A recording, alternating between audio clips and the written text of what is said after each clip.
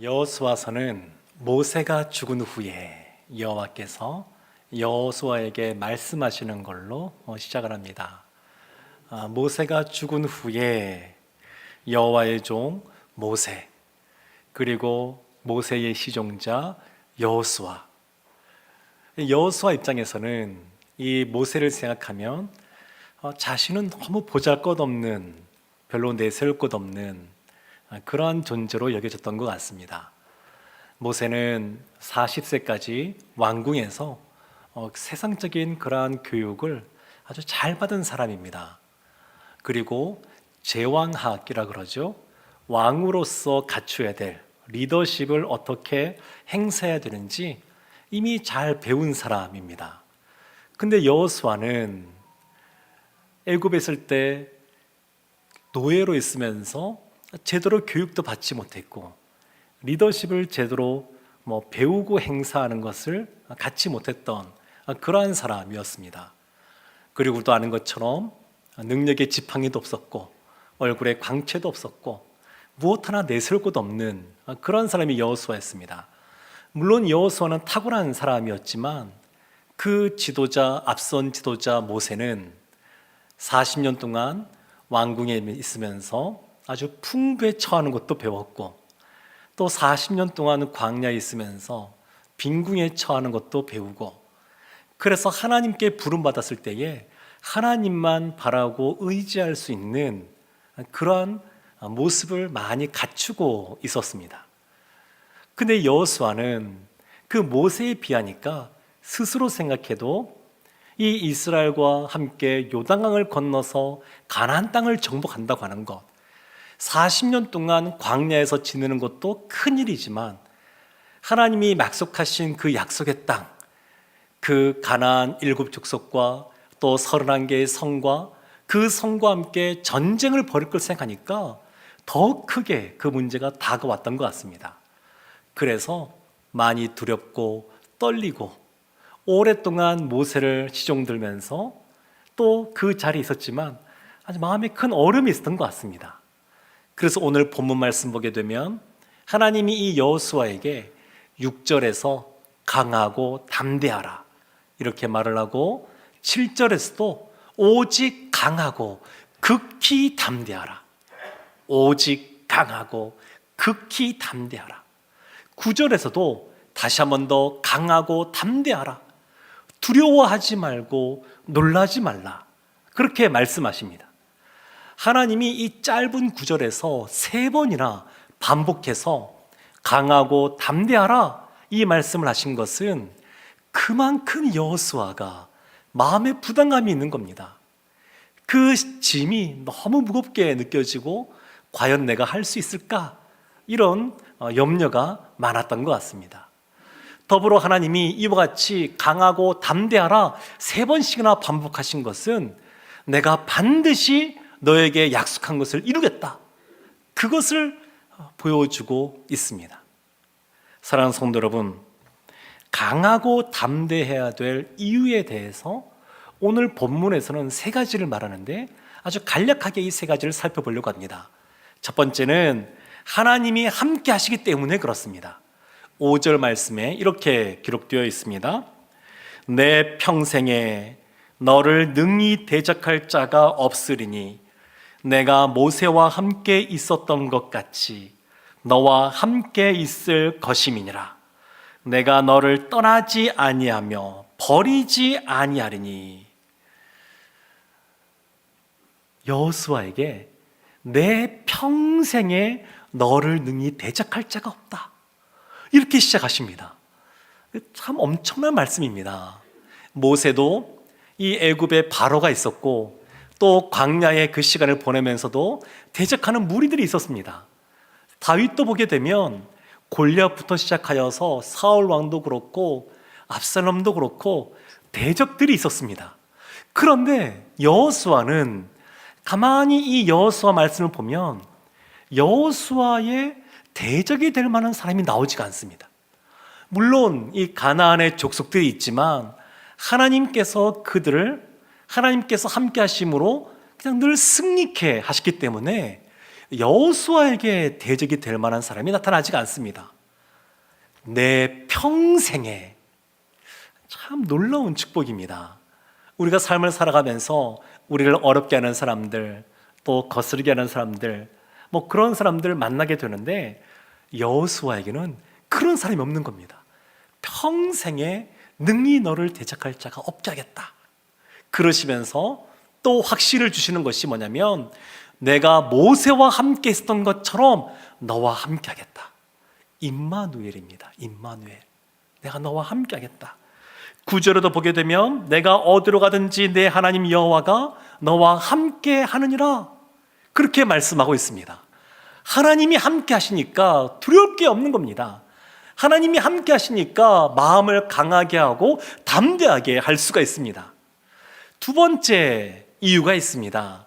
강하고 담대할 이유가 있는데, 그것은 하나님의 약속이 주어졌기 때문에 그렇습니다. 6절 말씀에 이렇게 나옵니다.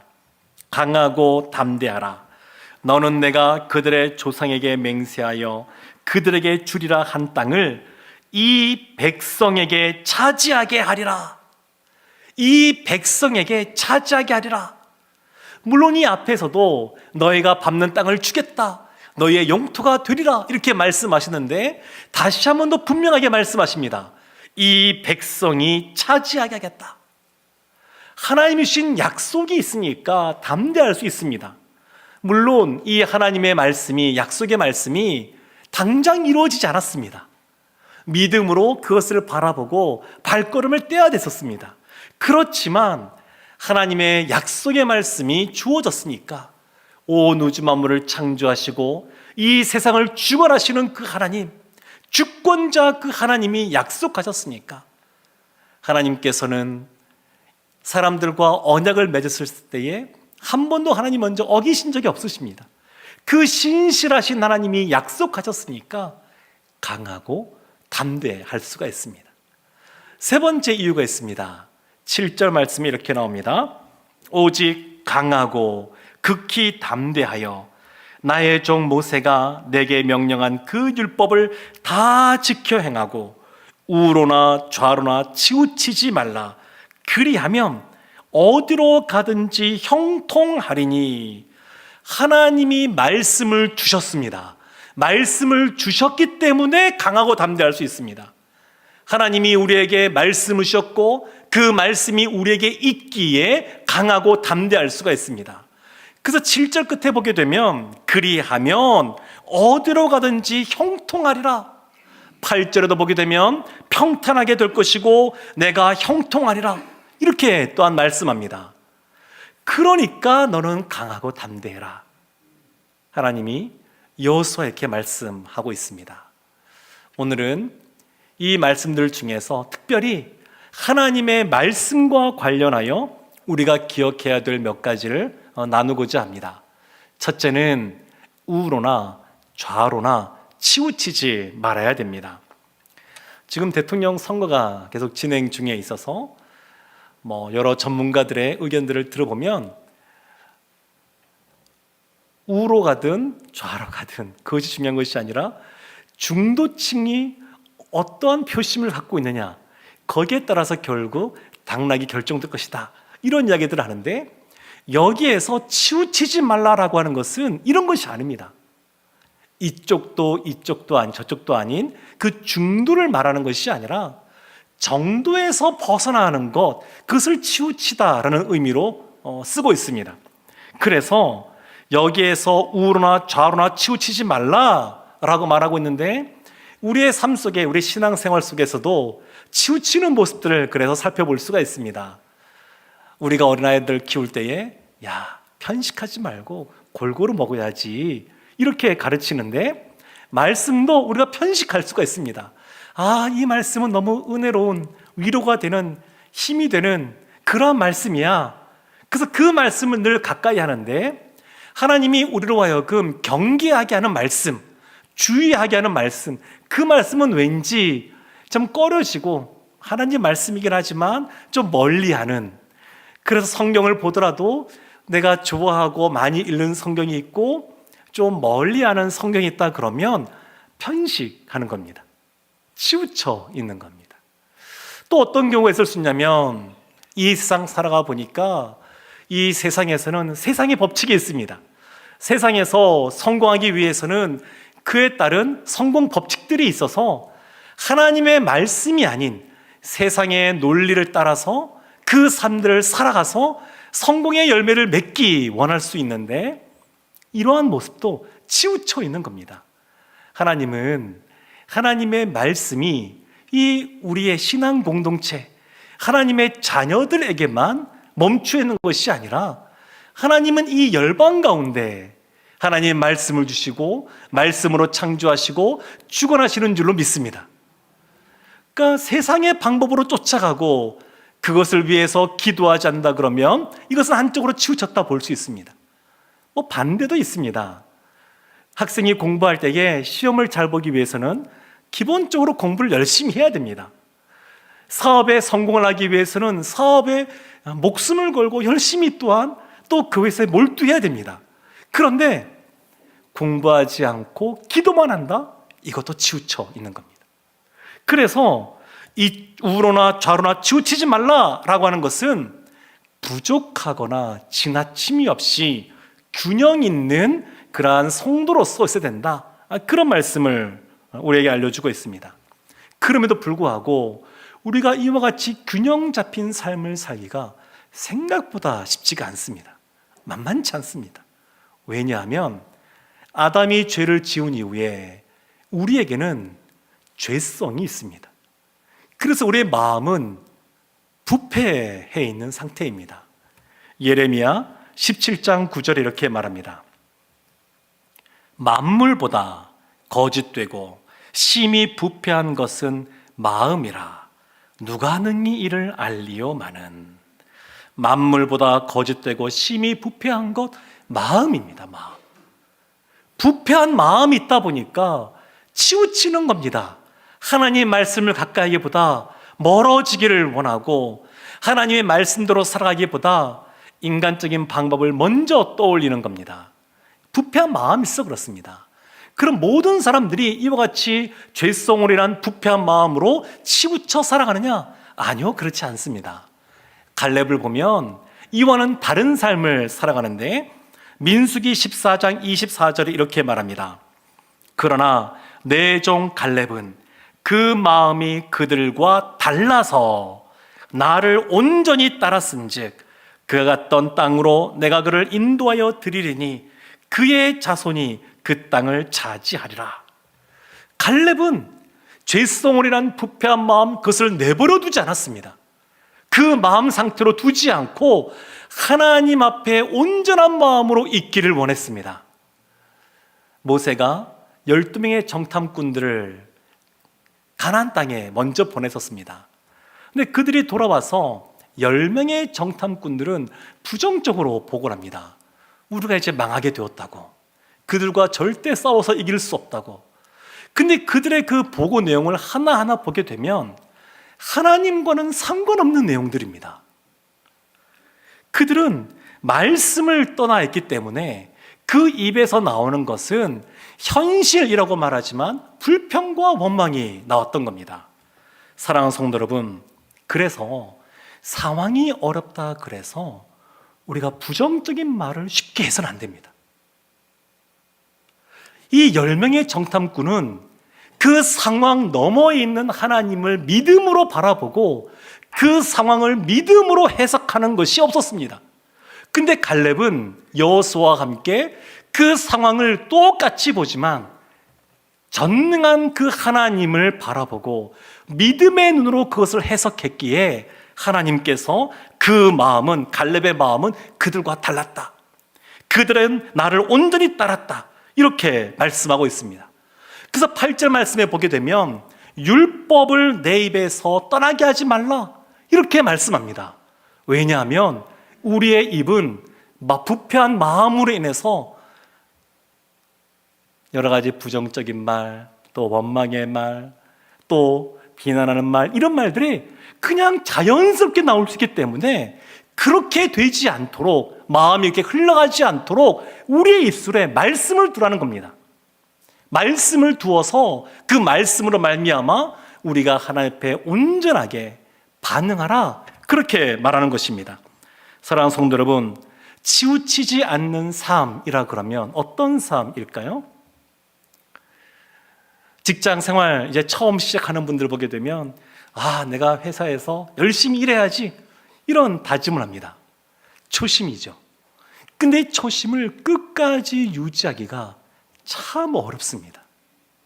신앙생활도 마찬가지입니다.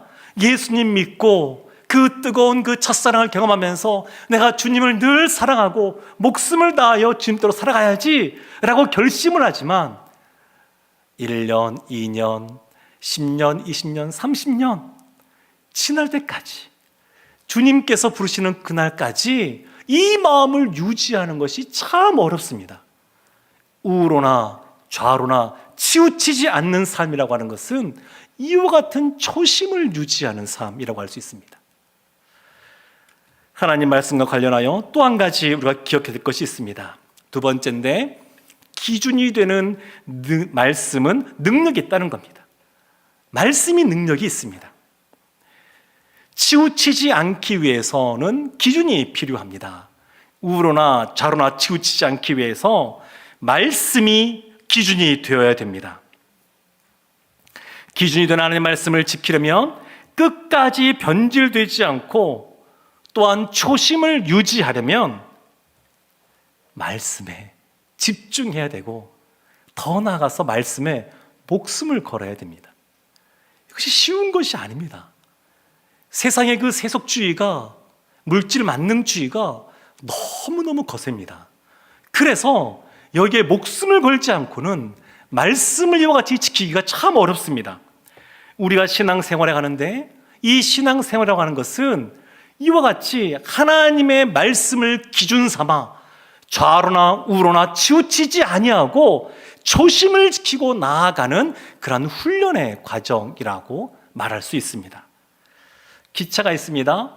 요즘은 고속열차들은 시속 300km까지도 달려가는데, 그 기차가 그와 같이 빨리 달릴 수 있는 것은 레일이 있기 때문에 그렇습니다. 그 레일을 벗어나면 아무리 뛰어난 성능이 있어도 목적지에 그와 같이 빨리 갈 수가 없습니다. 그러니까 우리가 이 말씀을 기준 삼는다라고 하는 것은 기차 앞에 놓여진 레일과 같이 벗어나지 않는 겁니다. 이 여호수아와 갈렙은 하나님이 보여주시는 대로 보았습니다. 하나님이 제시하는 길을 걸어갔습니다.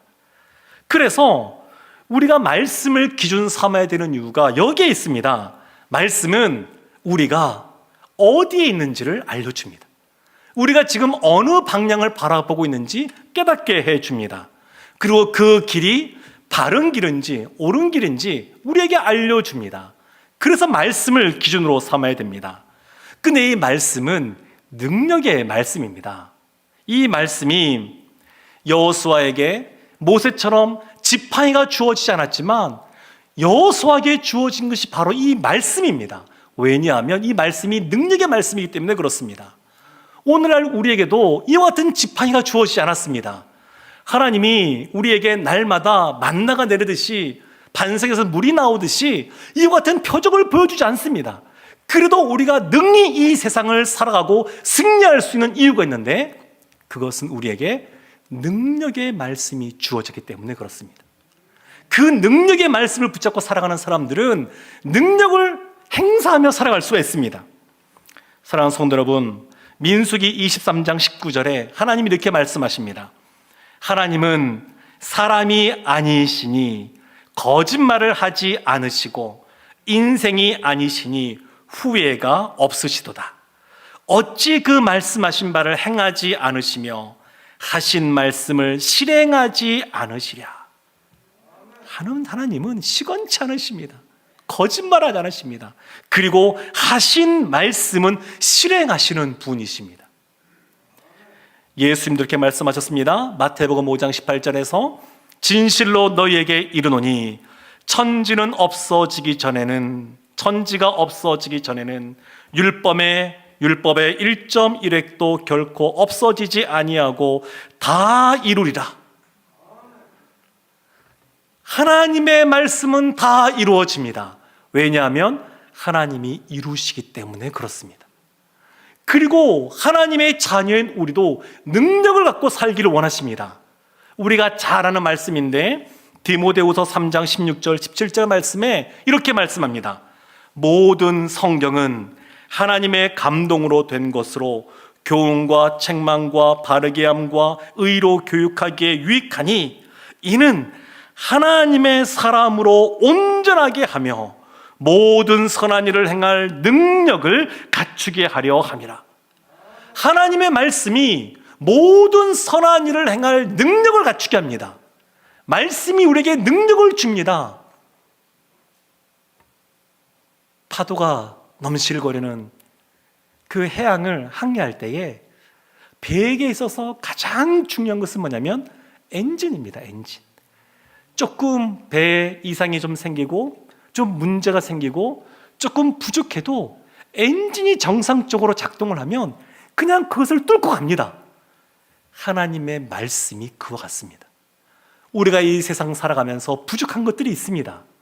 그런데 하나님의 말씀이 우리 가운데 동력이 되어서 여러 가지 조금 부족한 것이 있어도 하나님이 그것을 뛰어넘게 하셔서 승리케 하시는 줄을 믿습니다.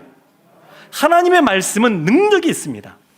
세 번째 우리가 말씀과 관련해 기억해야 될 것은 주야로 그 말씀을 묵상하고 다 지켜 행해야 한다는 것입니다. 여호수아 1장 8절에 이렇게 말합니다.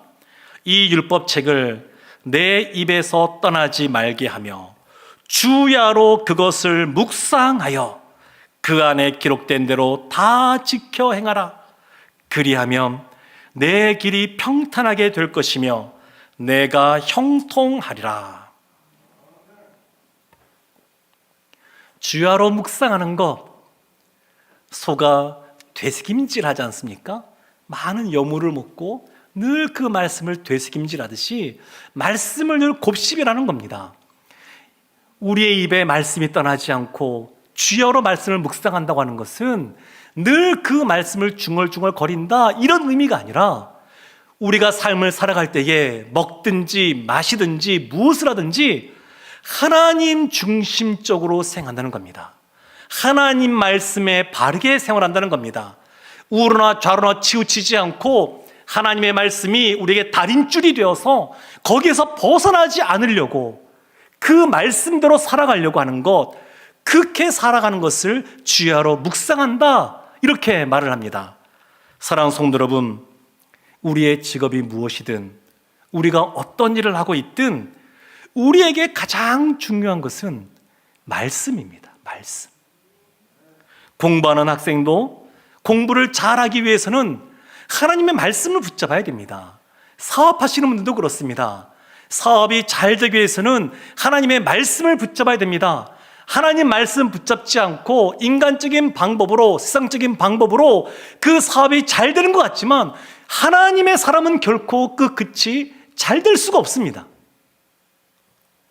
세상 사람들과 다르게 하나님은 하나님의 자녀들이 하나님의 방식으로 살아가기를 원하시고 하나님의 방식으로 살아갈 때 열매를 풍성하게 허락해 주십니다. 여호수아 입장에서도 변명거리가 있습니다. 하나님, 모세가 죽었습니다. 40년 동안 이끌었던 지도자가 죽었습니다. 이거 수습해야 되지 않겠습니까? 하나님, 이제 요단강을 건너가야 됩니다. 어떻게 건너가야 될지 전략을 짜야 되지 않겠습니까? 앞에 여리고 성이 있는데 이제 전쟁을 벌이는데 무기도 변변이 없는 우리가 어떻게 살아가야 될지 그것을 준비해야 되지 않겠습니까? 생각해보면 너무너무 바쁠 겁니다. 갑자기 그것을 떠안아서 그 모든 것을 감당해야 되니까 얼마나 바쁘겠습니까? 근데 하나님께서는 하나님, 저 바빠서 묵상할 시간 없어요. 여호수아가 이렇게 말하도록 내버려 두지 않으십니다. 그 누구보다 바쁠 수밖에 없는 여호수아에게 주야로 말씀을 묵상해라, 그렇게 말씀하시는 겁니다. 더불어서 하시는 말씀이 그 안에 기록된 대로 다 지켜 행하라. 다 지켜 행하라. 근데 이 말씀 보면 신명기 말씀이 또한 떠올려집니다. 신명기 17장 18절부터 20절까지의 말씀에 이스라엘 왕에 대해서 이렇게 하나님이 먼저 말씀하십니다. 그가 왕 위에 오르거든 이 율법서의 등사본을 레위 사람 제사장 앞에서 책에 기록하여 평생에 자기 옆에 두고 읽어 그의 하나님 여호와 경외하기를 배우며 이 율법의 모든 말과 이 규례를 지켜 행할 것이라. 그리하면 그의 마음이 그의 형제 위에 교만하지 아니하고 이 명령에서 떠나 좌로나 우로나 치우치지 아니하리니 이스라엘 중에서 그와 그의 자손이 왕위에 있는 날이 장구하리라. 이스라엘 왕이 세워질 때에 그 옆에 말씀을 읽어줄 제사장을 두라는 겁니다. 늘 그 말씀을 듣게 하라는 겁니다. 그래야 교만하지 않고 겸손하게 하나님 말씀대로 순종하며 장수하는 그런 삶을 살게 된다고 말씀합니다. 사랑하는 성도 여러분, 하나님이 특별히 신앙 공동체 가운데 또한 가정에서 엄마 아빠로 또한 중직자로 세우셨으면 우리가 더 그런 부담감이 있어야 됩니다. 왕이 늘 그 옆에 제사장을 두고 말씀을 읽는 것처럼 하나님이 우리를 리더로 세우셨다 그러면 우리는 더 힘써 말씀을 붙잡아야 될 줄로 믿습니다. 에베소 말씀 보게 되면 6장에 11절에 이렇게 말씀합니다. 마귀의 관계를 능히 대적하기 위하여 하나님의 전신갑주를 입으라. 우리에게도 전쟁이 놓여져 있습니다. 여호수아만 그 앞에 전쟁이 있는 것이 아니라 우리에게도 놓여 있습니다. 마귀의 관계로 말미암아 영적인 전쟁이 우리에게 놓여져 있습니다.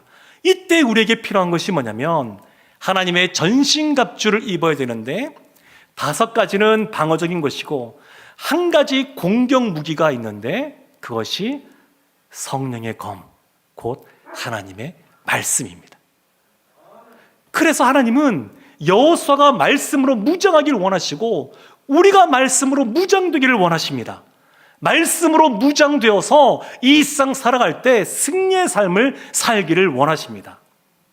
수학 공식 중에 무한대라고 있습니다. 무한대. 근데 이 무한대에 100을 곱하면 얼마이겠습니까? 무한대입니다. 무한대에 1을 곱하면 얼마일까요? 그것도 무한대입니다. 결과가 똑같습니다.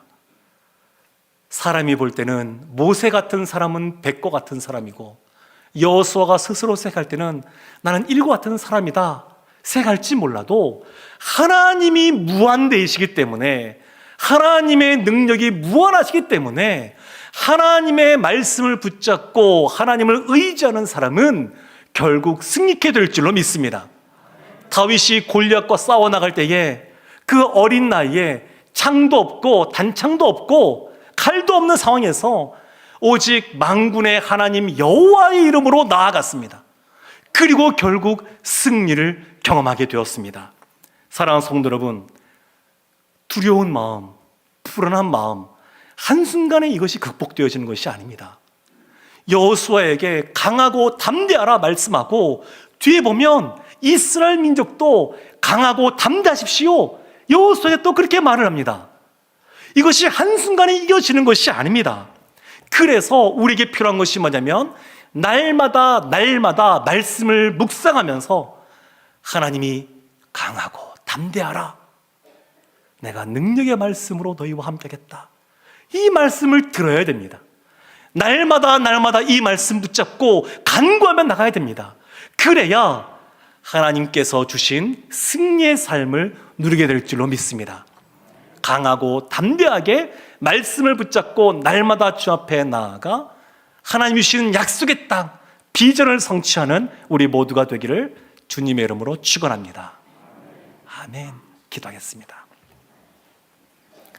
하나님, 여호수아를 강하고 담대하라고 말씀하신 것처럼 우리도 강하고 담대하게 하나님 말씀 붙잡고 승리의 삶을 살아내는 우리 모두가 되게 하여 주옵소서. 예수님의 이름으로 기도합니다. 아멘.